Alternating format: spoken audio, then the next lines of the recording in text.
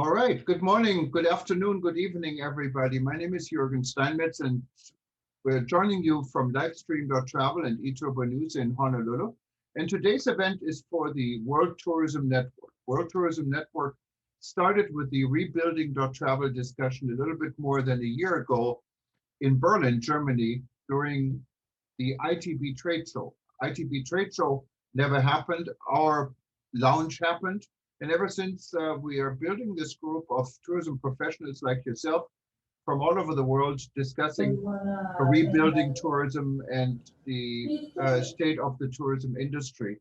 Currently, WTN has close to 2,000 members in 127 countries. And we're hoping we're going to get another country on board, St. Vincent, because we're going to go to St. Vincent today, and I explain a little bit more in a minute. Just for those that joining us for the first time, and you can see us live on eTurbo News on all our various news channels. You can see us live on the World Tourism Network and live stream website. And if you missed this session, it's going to repeat probably for the next 24 hours. And then it's going to be on livestream.travel, where you can see all our sessions. We had more than 200 so far. And you can go back and watch what might be of interest for you. If you haven't joined World Tourism Network yet, we have both free observer status and we have paid full memberships. You can go to wtn.travel and click on join, and you can be part of our group. We're ready to go to the third phase of our discussion. First was rebuilding.travel. Second was the structure of the organization, the World Tourism Network. And now third, as an arm of the World Tourism Network, we started many different interest groups of different subjects around the world where we get people together to discuss what is closest to their knowledge and to what they like to be part of in rebuilding travel. And then we're going to go into reopening tourism after this. And we already have a website for this. And hopefully we can help the world to reopening. We're very excited also this week. I'm going to Cancun, Mexico, and we're going to work with the World Travel and Tourism Council on their first summit after Corona outbreak. There's going to be a high-level summit of tourism CEOs from major companies meeting in Cancun, and we're going to report live stream from this event. So stay tuned, and there's hopefully it's going to set some trends in where this industry is going. But without further ado, I wanted to go to what we're discussing today, because today we're going to St. Vincent. And as you probably know from the news, St. Vincent is a relatively small island, about 15, 20 miles, I believe, from one end to the other in the Caribbean, one of the most beautiful places on Earth. And it has an active volcano, what became very active and created quite a bit of global news, and it forced people to evacuate the country. And it's quite an amazing story. And I think living in Hawaii, where we also have active volcanoes, I can relate to what this could mean, but not to the extent I think St. Vincent has been going through and is going through. So I'm very glad that we have Tessa Davy. She took the initiative and reached out to us, and she will tell you a little bit more who she is, but she runs a tour operator or travel agency in St. Vincent, and she is in one of the safe regions of the country or the island where she didn't have to evacuate. She will also introduce a guest head of the St. Vincent Tourism and Hotel Board. I believe she will explain this. But Tessa, the floor is yours. Thank you so much for joining us today. You have to unmute yourself, please. Just click on unmute. Gotcha. There we go. Okay. Thanks, Jürgen, for that introduction. As he said, my name is Tessa Davy. I am Managing Director of Breeze Travel, which is a travel organization here in St. Vincent. We are north of Grenada, southeast of Barbados, to give you some perspective of where the island is located. It's quite small, as all the islands around here are, and a population of about 110,000 people. The volcano La Soufrière belongs to a chain, a range of volcanoes across the islands, up to Martinique and some say Dominica. We have had investigations starting in December 2020, when people started feeling minor tremors. Some of the seismologist offices saw something was starting to occur. So we've had them come into the island and have been observing since then. What we were told up to that point is that we don't know. It's behaving differently. The last eruption here was in 1979. And although there was quite a bit of destruction, the one prior to that in 1902 was worse. And they're equating this one to that one in 1902. And there were several deaths. Fortunately, we have not had any up to date right now. They're constantly warning persons not to go near the volcano because of the ash and the sulfur and the burning waters that have been coming down. So on the week of April 9th, more and more tremors were being felt. And although there was no order to evacuate, things were being put in place to have something be ready for when the volcano actually erupted. Everyone was scared because the last eruption in 1979 did occur on Easter Friday. So everybody said, oh, we're gonna blow again on Easter Friday. It didn't happen, but on the 9th, it did blow. We had about 24 hours warning for the evacuations to take place. And most persons, I think just about 20,000 people were evacuated into various shelters and homes, and some onto the Royal Caribbean liner who had, offered to house them and transfer them depending on what the situation was. So 2 boats are occupied by our evacuees. And that was the first large explosion on that day. Since then, we've had about 30, one of the largest being last Sunday when it just blew to high hell and over. We've had smoke plumes up to 3 kilometers in the air. And I have a picture. I'm not sure if they'll be very clear for you, but let me see. Can you see that? Yes. So that was what we were looking at from my house. And the people around were seeing, well, even more extended versions of it. It was quite pretty to look at, but it brought disaster in its face. There is another picture of it. And so for the longest while, we've been seeing plumes. In the last week, we have not seen as much. We were told by the seismologists that they believe that some of that ash is going to minimize now. It doesn't mean that the volcano is not erupting. The hours between the episodes have lengthened, and that's the scary part because we don't know when the next eruption will take place. He says there's still quite a lot of magma at the base and new magma being created. So they don't have quite a handle on how long and how much more devastation can take place. All we know is that we need to wait and keep on being careful. So this is some of what, can you see that one? We see the first picture still. I don't know if you're showing another picture. Okay, well, let me close the first picture and see. Okay. Can you see this one? No, I think this shared screen, you have to turn it back on maybe. Oh, sorry guys. Okay. No problem.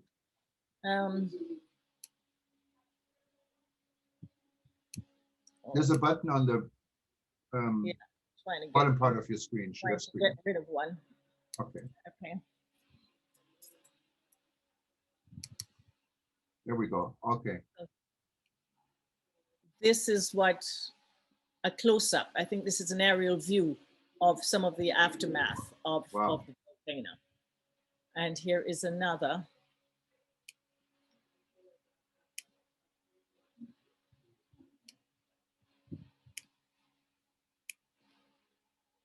Seeing that one? No, I think the share screen is off again. Here we go. Okay, we see that. Wow. So all the vegetation on this entire mountain range is gone. What was happening as well is that I'm no scientist, so I'm just going to tell you what they were saying. Pyroclastics have been running down the entire side of the mountain, sometimes into the ocean, sometimes just into the creating pools. One of the river was showing lots of hot, it's water because it dissolved some of the ash, but it was really hot and the steam was just rising out of it. And it's called the Rabaca River.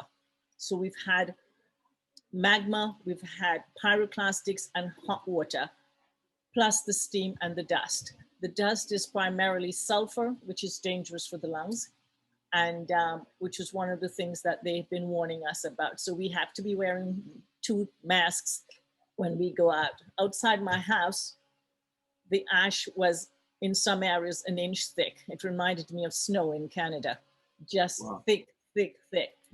It was also clogging up drains in your houses. But unfortunately for the persons down in that either end of the island, when that ash fell on flat roofs, it just destroyed it because it became so heavy. What else can I tell you for that? So what has to happen can't happen for, we think, a few weeks, maybe months, we don't know. We have to wait for that period to be over and then start the rebuild. So the uncertainty is a little bit frustrating and we're just waiting to see what happens next.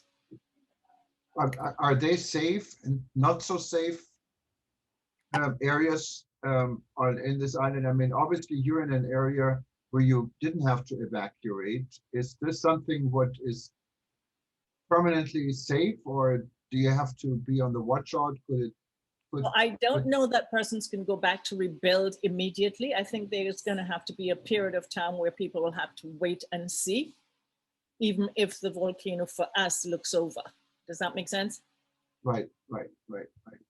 So if you're where you are, for example, how do you, how is the island connected or not connected? I don't really have a sense of the island, so I'm kind of just saying, is there a capital city you can go to, or are the roads blocked, or how do you get around? How do you get your food? A pear-shaped island, not pear, but a long island, and the back of the island is the mountain. Takes up the entire range of the back. So we can't drive around the island. We drive from one side to the next side and back. So the 2 extreme ends are red zones. And anything in between that has become green to yellow zones, depending on how close you get to the red zone. That means you could technically drive from one side of the island to the other side of the island safely right now. No, only to that portion of the red zone, of the yellow zone.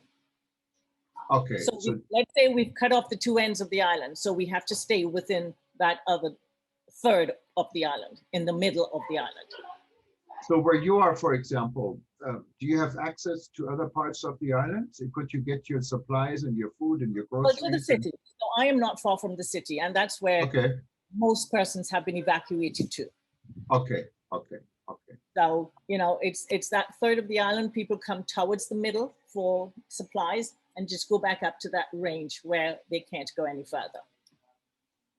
I know right after the event we had, I believe it's your prime minister who was on TV and pleaded and thanked other countries in the Caribbean of stepping up and assisting St. Vincent. Where's this going now? Yes, well, we have had tremendous help from Barbados, St. Lucia, Grenada, Guyana. even Jamaica, we got water because water was one of the real needs immediately thereafter because the water system had to shut down. It was just full of ash. So that was the first thing. So everybody sent us water for our immediate needs. Water is starting to come back a little bit, spurts and starts, and electricity, fortunately, only the day of this last Sunday with the eruption, the entire island went black. The entire island was black for 6 hours. And so since then, we've been okay with electricity. The islands are sending in all kinds of stuff, food stuff, clothing, because people evacuated with 24 hours notice with what was on their back, and they should have had a bag packed as they were warned, and that's about it. So yes, there's been tremendous response from the islands and from the diaspora. Just their stuff is taking a little longer to come in because it has to come in by boat. So, you know, the response has been good. We're grateful for that. I see here Susan Webb, I believe she's from Canada. She's saying in that she wasn't or is involved in a fundraising effort in Canada. Susan, can you tell us a little bit more about what you're doing? Yes, hi. My company does the public relations for St. Vincent and the Grenadines in Canada and work really closely with Shelley, who is with St. Vincent Tourist Board in Canada. Sorry, I'm just reading a note. Oh, perfect. Now we can see your picture. Yeah. Okay. Hold on, I'll just get me there. Yeah, so there's been a lot of great help by a lot of people. We've been putting out press releases all over Canada and with the news and radio to get people to help, and a lot of relief has now been flown into St. Lucia. Some of our charter airlines have put planes in place to take supplies down. So, and the diaspora, of course, is very important in Canada, but the efforts are really well. And a lot of people in the industry, the travel industry, have helped as well with all of the efforts and still continue to. So that was, we're all thinking about you down there. So if someone wanted to help, how can you help? I can send a link of there's different places, I think, for actual just financial donations. There's some of the charities that are helping, and some of the churches in the area. While you're talking, I'll see if I can find the link and put it in the chat box. Okay, perfect. And then I will we send can actually put it as well to you, Jürgen. Got another one too. Yeah. Okay, so we will put this on the website and also in the article.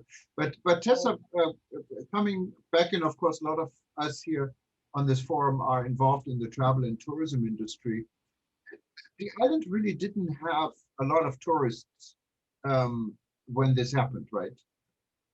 No, and Kim is here, so she can answer some of those direct questions. Hi, Kim. Hi, Kim. Hi. She can tell you. I'm trying to find her. Yes, Kim. To tell us a little bit. I know from before we started, I know who you are, but maybe you can just introduce yourself and say what your responsibility is and welcome. Hi. Thank you for having me. I'm Kim Halbeck. I'm the president of the St. Vincent and the Grenadines Hotel and Tourism Association. I also run 2 small businesses, Paradise Beach Hotel and Fantasy Tours. And we're going through some rough times now, but the island did not have a lot of tourists, mainly because of COVID-19. So most of the hotels were used as quarantining facilities for persons coming in.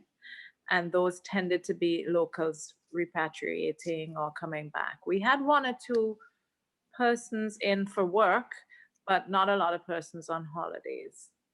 For us, yachting, the yachties came down because they thought St. Vincent and the Grenadines was a great place to vegetate while the COVID was happening. But the regular tourism wasn't at its peak then at all. Okay, so that of course helped, I guess, in a way, because you didn't have the additional responsibility to visitors and were able to concentrate on getting everything in order. And I know it's probably too early to talk, but maybe just to mention, of course, tourism is, I would assume, a major pillar of your economy. And with what's everything is going on, are there any timelines when you think the island would reopen for tourism, and how would this look like?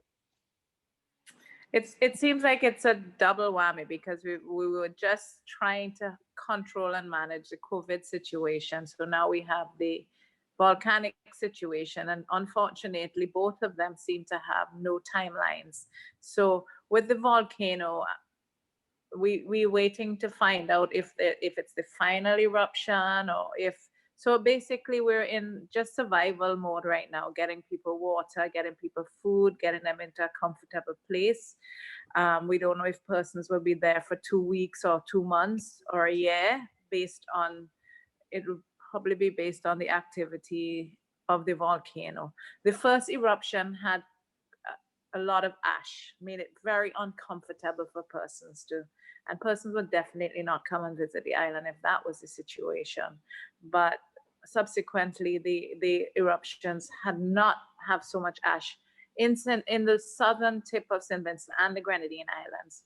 Unfortunately, Barbados received that ash, but They were not happy with us. no, they're not. And so it's as I've been telling, we're in the survival mode now. We're just trying to get people in a comfortable place, well fed, water to drink, dealing with animals that have been left in the red zone and orange zone. And, you know, it's a crazy situation. It's really, really sad, actually. And, but I don't think we're thinking long-term right now. Obviously, we'd have to, the minister and everybody will have to, but at this present time, it's just, It's you know, basically expressed. we're just in basic, yeah. Getting this time. What's the percentage of people that evacuated to other islands, to other countries? It's 20,000 people. There's 20,000 20,000 people that was displaced, that had to leave their homes to go to either the southern tip of the island, the other islands. We've not had very many repatriate somewhere else or go somewhere else. Most of the persons that left the country would have been persons who were from other countries working in St. Vincent. Like we had medical students leave because they're American or Canadian and they're trying to get back home. So they were able to get out on a cruise ship. We've had, so that's what's been happening. Persons who are here, but they're not living here full time, they were able to get back to trying to get back to their home countries. But not a lot of Vincentians who have gone somewhere else yet. I think they're working on that as well, but nothing confirmed yet. How do you coordinate the effort for this, for the volcano, with the effort to keep COVID-19 out of your island? How would I? Is there, how do you coordinate the effort of getting a handle also with the COVID situation? Are vaccines going on? Are they continuing? Or I don't know really what your effort were before. There is a group called NEMA, and they are the ones who have been doing a lot of the coordination for the island. They're the official NGO. We do have vaccinations that are going on, continual up to this point.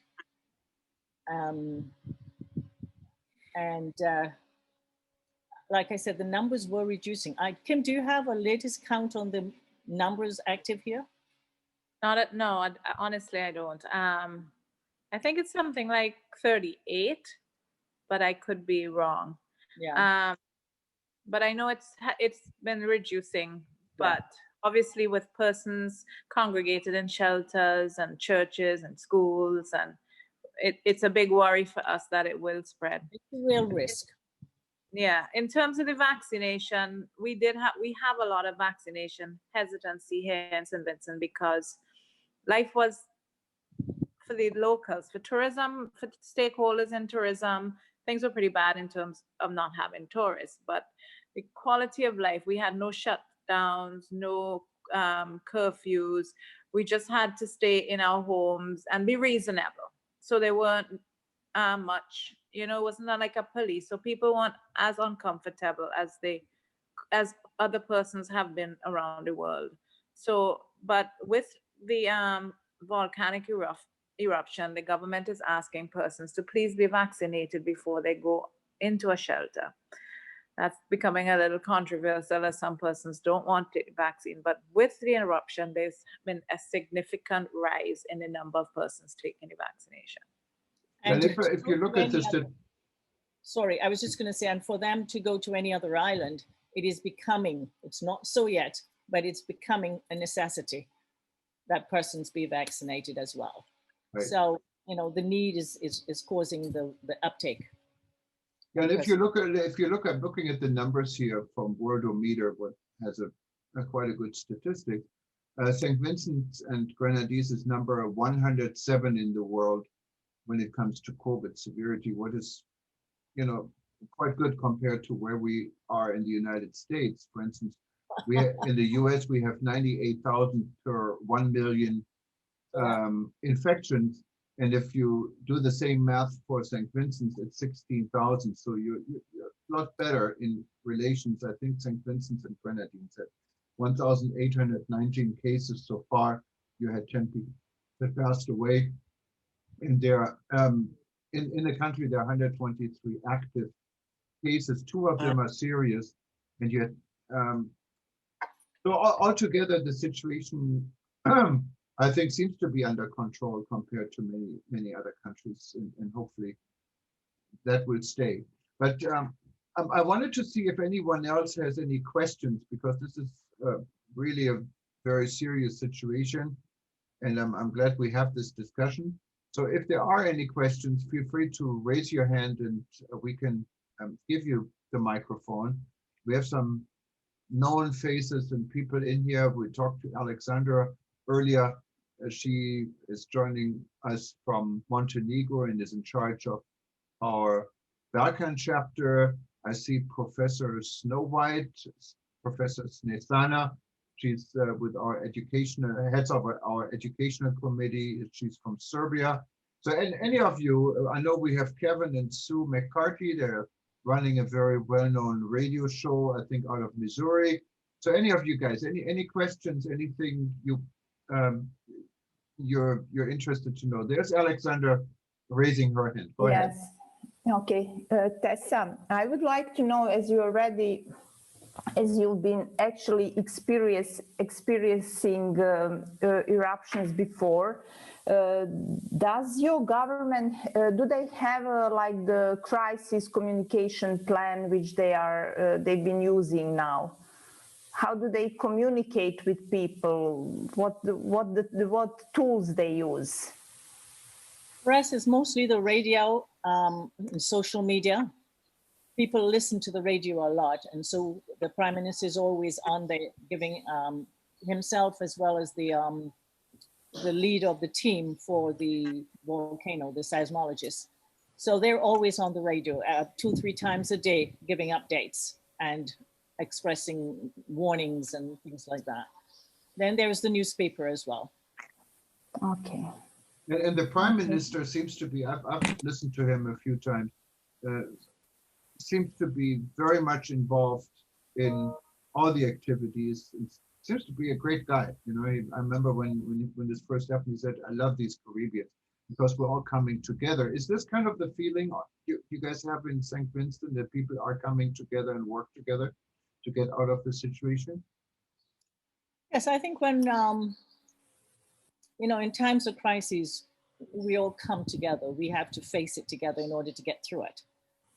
And so I think this is exactly what's happening right now. You know, everyone's going out, and there are the organizations that collect stuff and distributing, but families, homes like Kim's home or myself, I will go to a shelter and bring a pot of food, clothing, different types of things. And you want to add to that, Kim? Definitely. It's really amazing because the Hotel and Tourism Association, we've been receiving calls and assistance from all the hotel associations around us and within the region. They've been sending water. They've been doing fundraisers. So it's really great to have the support from everybody, and they've not stopped calling. So to make sure everybody is okay. And persons who stayed at my hotel 20 years ago, they're calling as well. So we're getting a lot of support. We really are, especially from the region. Yeah, thank you. And I had Professor Snesana in Serbia raising her hand. Go ahead. Yes, it's really terrible, the volcano and what is going on. Did I hear that the last big eruption was in 1979? Yes, it was. Was it April, month of April? It was exactly the second Friday of the month in April in 79. It was Easter Friday. That's what you call it. Good Friday Friday. the 13th. I ask you that because at that time in Yugoslavia, Alexandra from Montenegro remind me about it. In Yugoslavia, that time in Montenegro, there was a tremendous earthquake at the same time. We do a lot of casualties.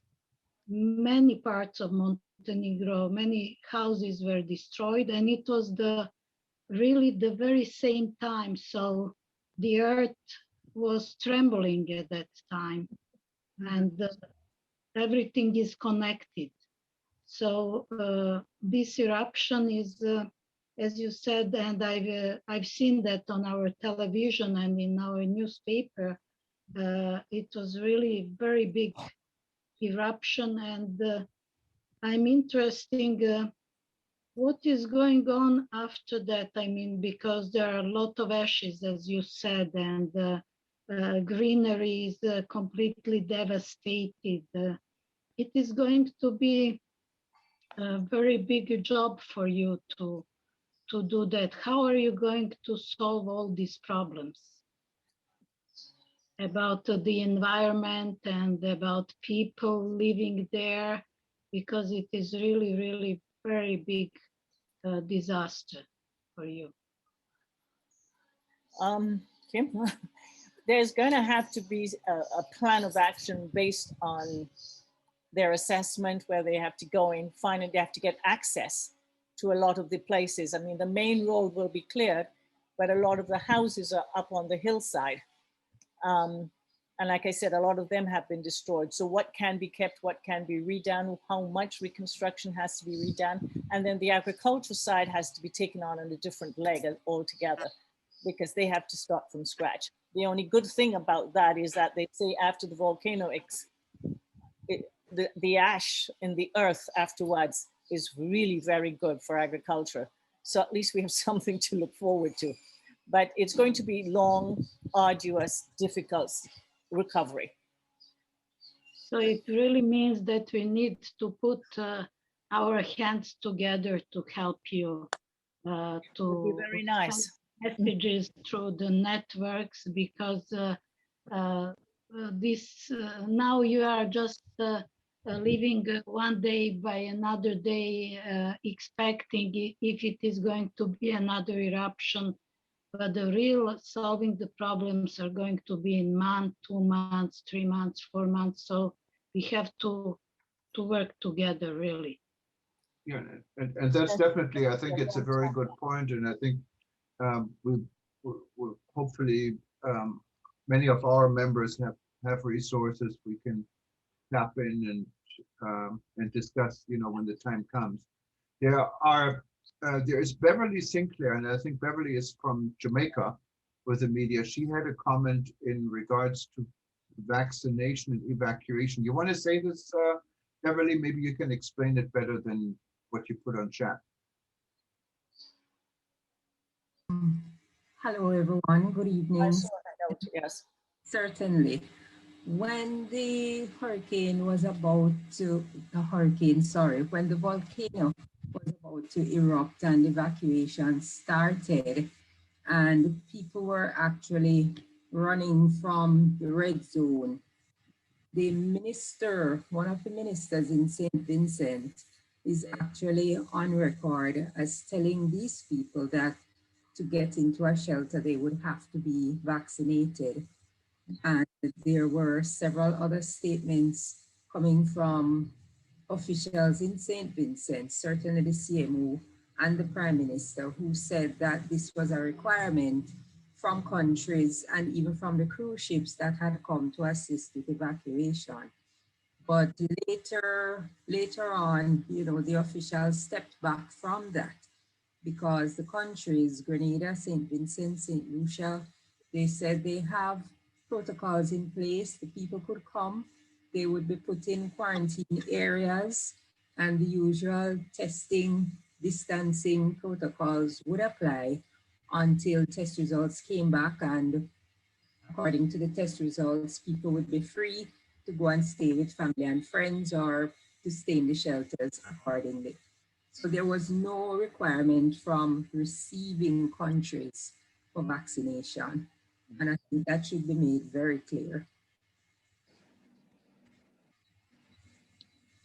Yes, that is true. I understand that. It was a government, they had initially stated that persons would have to be vaccinated or agree to be vaccinated, because when the call did come for evacuation, it was in the night, and obviously persons were in the shelters anyway. But the real scare is that we will have hundreds of people in close proximity together. And if it breaks out, God forbid, we will not be able to manage it. So they did say that initially, but they have since organized other shelters. So shelters for persons who did not want to be vaccinated. So they were in special areas. So they had different shelters for different persons, obviously. Yes, so it is true. It was changed. And I think Diane from Jamaica had a comment or a question. Diane, you wanted to say what you put on your chat? Well, first of all, I just wanted to congratulate Kim and Tessa. I get emotional very easily because I love you people there so much. I did so much work there. And I wanted to find out, how is your PM coping, as we know how compassionate he is and what has he communicated. We'd love to keep the updates going, so that we can be involved. But I do have the pleasure of being in touch with community tourism persons that I had trained, but one in particular. And I will give you his number because he's somebody who is really fantastic and taking a leadership role. So I think it's good to connect. Okay. Thank you. Thanks. PM is doing good, crying every now and then, but he's doing well. He's always on the TV telling us what's going on. Okay. That's wonderful. I wanted to recognize Dr. Peter Charlo, who just joined us.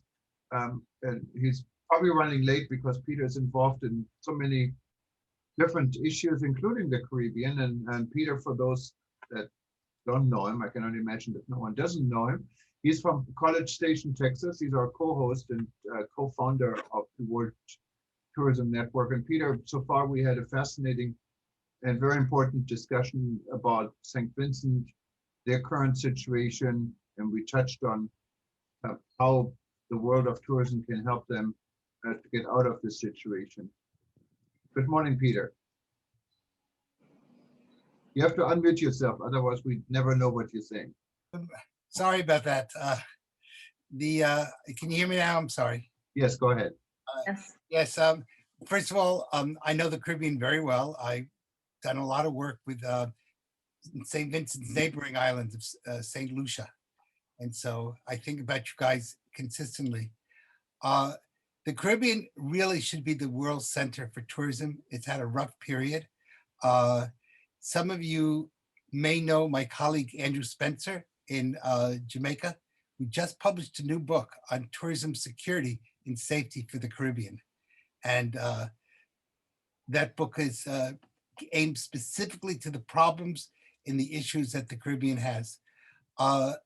I know that all of St. Vincent is, everyone there is in our prayers. I apologize for being late. I was working with 3 other countries at the same time, and it was a nonstop.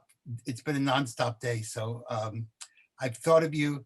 I'm praying that things get back to normal in St. Vincent. It's going to be a long, rough road. And of course, I'm sure that I speak for everyone in the world of tourism. Whatever we can do to help, we're here for you. So, Thanks, Peter. thank you.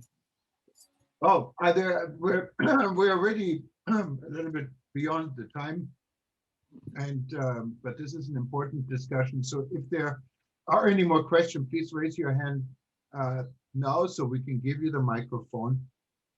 And if there aren't, I think I wanted to thank both Kim and Tessa for being here today. I know with everything going on, you must be extremely busy. There is Cybert wanted to say something. Please let us know where you're calling from, and who you are also. Yes, good afternoon, everyone. My name is Cyrus Siebert from Haiti, and then my question is about the link for the GoFund. I would like to know if I can promote it because I think that we and the Haitian community and the diaspora, and we need to bring our support to St. Vincent. And then I would like to know if that GoFund link, if I can promote it in the Haitian community. Certainly. I can put my information on the chat, and you can get in touch with me by all means. Would love it. Yeah, and if anyone wants to get in touch with anyone, and you don't see the information on now, just go to WTN.travel, World Tourism Network, and click on contact, and we'd be happy to forward this also, and also leave whatever information we receive from you before we archive this event on the website. So we'd be happy to do this. Also, I wanted to invite both Tessa and Kim and her organization to join us. Don't worry about the membership fees. We're not trying to get your money, but maybe you should become part of our community so we can stay in touch and repeat this. But feel free, with anyone who hasn't joined WTN.travel and World Tourism Network, to do that. I don't see any more hands, but I could just say something also about WTN. We recently gave an award to the head of the tourism police from Mexico City. And Mexico is now really recognizing WTN as a major organization. As a matter of fact, I'm setting up a meeting with the mayor of Mexico City, which is, as you know, not a small place with 22 million population. And one of the things is how we can incorporate WTN to help Mexican tourism. And what we're doing with Mexico, we really need to be doing with the Caribbean, because it's a way of bringing people together, a way of bringing resources together, and really providing positive publicity for each of the Caribbean nations. So please take what Jürgen said, my colleague, really seriously, because what is being offered is especially, we're not looking for money, we're looking to do good for the world. And that's really what tourism is all about. So please take him seriously, because this is, I've seen this now in a number of places. I'm talking to people in Ecuador. I'm Spanish speaking, so obviously I speak to a lot of people in Latin America. So many places that are hurting in one way or the other. We're just getting over COVID. We're dealing with, climate problems and earth problems around the world. And we need to really hold each other's hands. And that's why it's a network. It's a network of love, of which people are there to help each other. And I'm sorry I couldn't be with you from the beginning, but I know Jürgen did a great job. What's really important, though, is our knowing that we care.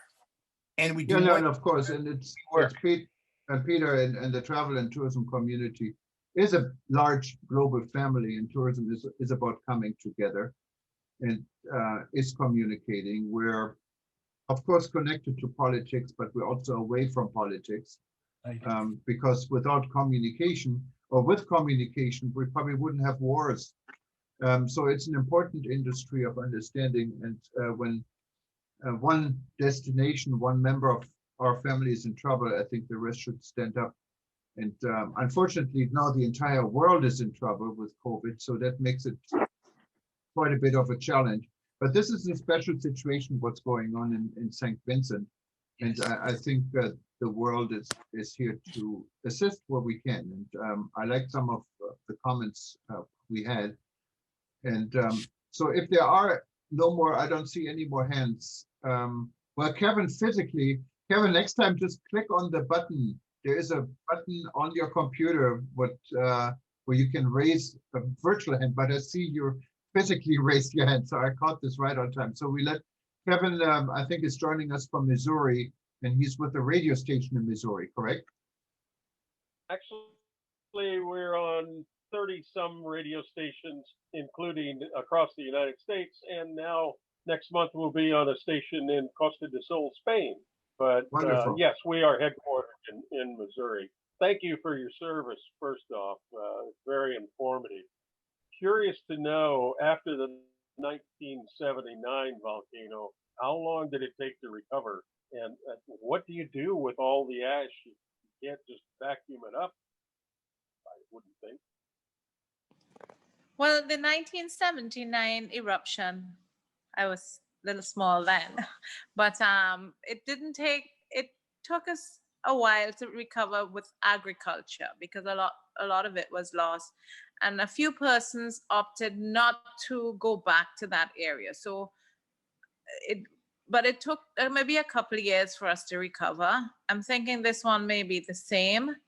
The ash, we're just praying for a lot of rain, that you should see people shoveling foot-high ash off their roofs. Roofs are caving in because of the amount of ash in some areas. So it's pretty sad, but we're hoping to get a project with ash. They're using it as a building material. They're using it to make, there's some companies that are coming in that are offering options of the way we can use the ash for recycling materials and building. So hopefully we can use it. And as Tessa would have said earlier, it's a great, for agriculture, it's good. It's like a good manure. It's a good nutrient for the soil. So hopefully when we do get back in agriculture, but it's going to be a big decision because it was 40 years since the last eruption. So persons are going to have to make that decision if they want to rebuild in that area again and possibly have themselves or their children go through this experience again. So it's a whole shakeup. It's going to be a whole different dynamic after. It will take a few years. And I personally scraped the ash off my roof. And it was the heaviest thing out. It's almost like cement. You put some water, and I used it to prove the point, and it was as hard as cement, and we used it to build a platform. So that is where the entrepreneurship will come in, and the companies coming in, or even the persons here, can try to use it to make something of, or make some use of it. Well, lots to do. And thank you so much again, Kim and Tessa, for joining us today. And hopefully we can have you back real soon. Just wanted to announce we're going to be at the World Travel and Tourism Council Summit that is physically taking place in Cancun on Monday and Tuesday of next week. I'll be there, and we're going to have live stream reports from that event and hopefully a lot of interviews. And I want to make sure St. Vincent is going to be on everyone's mind. So this is when the world comes together and the big industry is coming together to see what the next step is in the COVID-19 global pandemic situation and tourism. And of course, there are too many things going on back and forth on this subject to cover in this event. I also wanted to congratulate Alexandra Gardasevich. She is one of us from the very beginning. She runs our Balkan chapter. And she was promoted in Montenegro, and is now, I would say, one of the real movers and shakers in the Montenegro tourism industry. Tell us very quick, Alexandra, what happened. But you have to unmute yourself. You cannot keep it off for yourself. You're right. Now you can hear me. Well, as I've told you, I've been promoted by the government of Montenegro as the Director General of the Directorate for Tourism Development Strategies in tourism. So we are, as you know, we are experiencing very difficult period now. First of all, we had COVID situation, as all of you, and then we had a government change like 7-8 months ago. After 30 years, the government has been changed. So there are still a lot of things and a lot of confusions going on in the country. And here I am in the field of tourism, hoping that, I will try my best to make a change. So I'll report about our activities, and I'm sure that we will make some kind of strong cooperation with WTN. And I would also like to thank you guys officially, because you really supported me on this way, on this way and the path of my career. So thank you, Jürgen, Peter, everybody. You became the WTN representative for the Balkans, and all of a sudden, good things started to happen to her. So, yeah. Thank you. So if you want your tourism to turn around, become part of WTN. Look what happened to Alexandra. True. 23, and before you know it, the next thing she'll be is Prime Minister of Montenegro. Wow. Okay, we'll see about it. Thank you, Peter. Thank you so much for your support all the time. Yeah, and if anyone can do it, it's Alexandra. And in your region, and actually Alexandra brought Professor Snesna into our group, and she's running our educational interest group. And she started another interest group, what I think would be very important, of course, is very important for Montenegro. It's a Balkan interest group of experts coming together and discussing your region. So that's something I think we can all work together, and hopefully we hear more from this, because our organization really lives and strives on our interest groups, and we have a lot of them. You can just go to WTN.travel, click on interest group, and I'm sure you find a subject you wanted to be part of. Or if you wanted to start your own interest group, maybe in regard, we can thought about doing something about natural disasters and how to handle it. We do have a safety security. Just join it, and we can then target our discussions also with this. But again, thank you very much, Kim, and thank you very much, Tessa, for joining us from St. Vincent and all the input we received today. We will share any type of comments or any type of activities that are relevant to St. Vincent. So hopefully we can do our small part in communicating this with the people to be, and again, inviting Kim and Tessa and her organizations to join us, the World Tourism Network. And you will see this live event repeating in the next 24 hours. Give us about 2-3 hours to set it up. And then it's going to be on livestream.travel, and of course also on World Tourism Network for the future times. And we're going to also have a transcript of everything we say on eTurbo News in an article. So if you want to read through it, it's going to be in podcasts if you want to listen to it. So this is just the start of a hopefully ongoing discussion.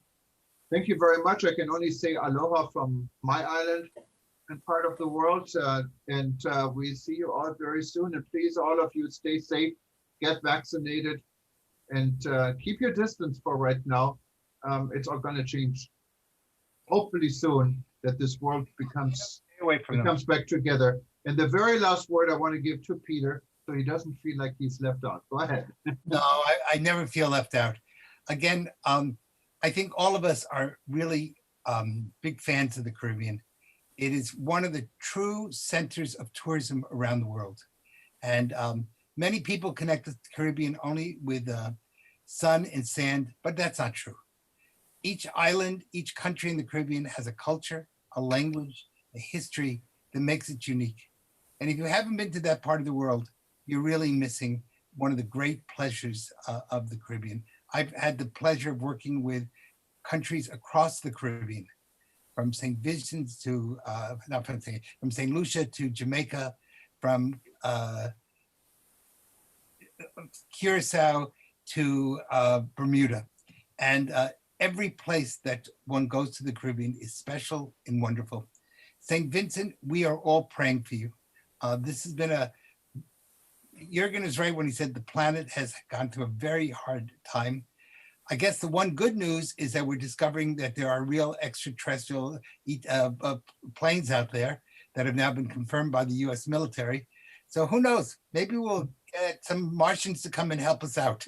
But right now, I think we all need to show that we are one people. We all have one common ancestor. And there's a famous saying, why did God make only one person to start off with? And that's so no one could say that my relative was here before yours. We're all part of one family, the human family. We all have to work together. Right now, St. Vincent needs our help, but tomorrow somebody else will need our help. So they're there to help, to care, and to love. And we wish you all the most success in recovery, and may the plants that grow spring forth to a whole new world of goodness and love and caring on your island. Aloha, Thank guys. you. Take care. Bye-bye. Bye. Bye-bye.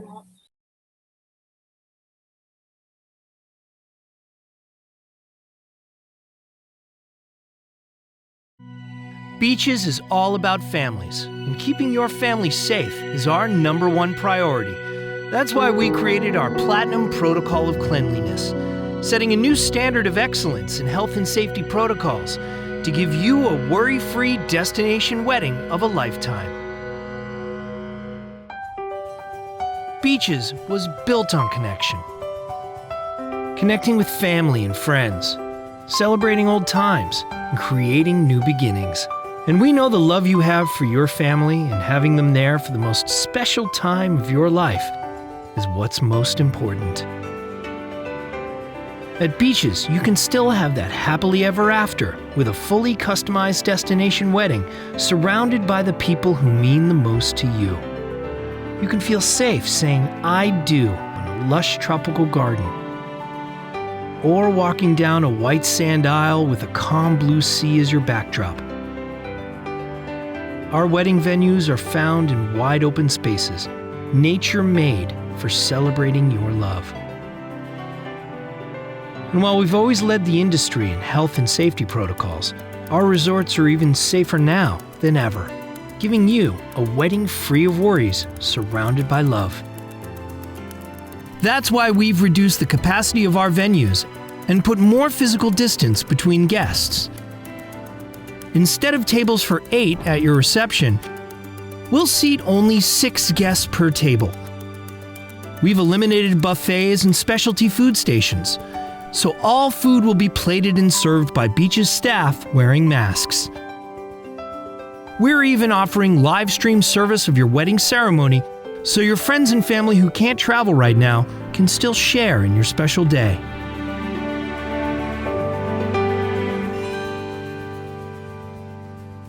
Once the vows have been exchanged, the honeymoon of a lifetime begins. And we're taking every measure necessary to ensure your health and safety during your stay at Beaches. As part of the Sandals Resorts family, we've followed in their footsteps in setting a new standard of excellence with our Platinum Protocol of Cleanliness. Together with the extensive research from local ministries and health officials, the Center for Disease Control, and the World Health Organization, Beaches has instituted advanced hygiene practices across 18 key touchpoints. A triple check system that includes inspecting, cleaning, and sanitizing hard surfaces and common areas every 20 minutes. Adding auto-dispensing hand sanitizing stations throughout the resort. To ensure the utmost safety, Beaches will be using hospital-grade disinfectants, electrostatic sprayers for advanced cleaning, UV lighting equipment to inspect cleanliness, and air duct sanitization for each room before every guest's arrival. We've gone so far as to steam clean and sanitize carpeting and flooring prior to arrivals, and placing personal hand sanitizers in every guest room. For added safety, all staff members are required to wear protective face gear at all times. And from now on, guests can check in online at home, so they can bypass the front desk and go directly to their rooms. Stricter physical distancing protocols have also been put in place in every part of the resort. Chlorine and pH levels at all our pools and water parks are monitored every 2 hours, and we've taken added measures to protect the health and safety of your family. Our kids' camps facilities are sanitized before and after each use. And all of our professional nannies carry pocket-sized bottles of hand sanitizer. Our tween and teen hangouts, including the Xbox Play Lounge and Trench Town, are sanitized before and after each use with hospital-grade disinfectants. In addition, all our spa facilities and sports equipment will be sanitized before and after use to protect the health and safety of our guests and their families. Both Sandals and Beaches are committed to providing strict compliance and implementation of these safety protocols. So much so that we've created a dedicated quality inspection team at each resort to make sure all safety measures are adhered to. We can't wait to help you make your dreams come true with a destination wedding at Beaches. And while you're focused on your new life together, surrounded by those you love the most, we'll take care of everything else.